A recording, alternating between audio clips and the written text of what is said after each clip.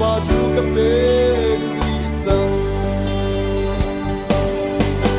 ni che luat na la tu lo in rem na le na ingan ki an do to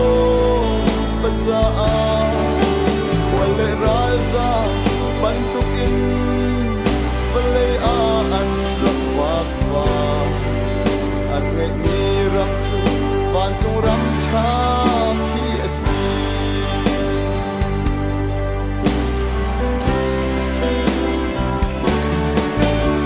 vai lam ta i put in boy pan hu ka lo chu boy pa jisu kan dot pi in ka chim ngam lai lo jisu kan do pi cha sei zong fiel te kal ta in ka vai lam ta i put in boy pa na sin a kara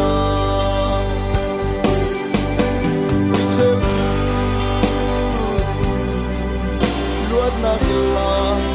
lo in rem na gle na kinga an do to baza wale raza bantukin wale an rakwa an ngay ni ram chu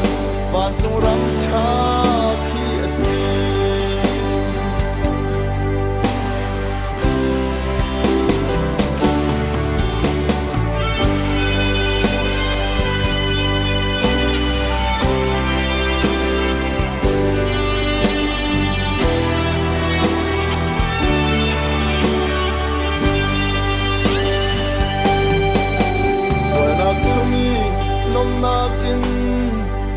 Mesia rua har nakin chu Easy plon vil te nakin Moset mi arak ithi Kal tak yaram an ngai lo Chung lay ram tu an rak chua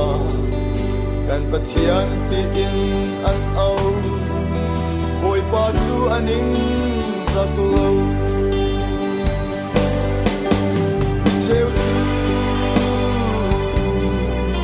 luat na la lo in kan nag le na in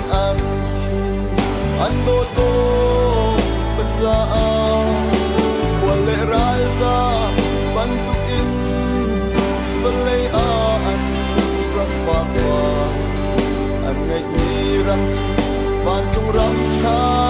ki asi raza ban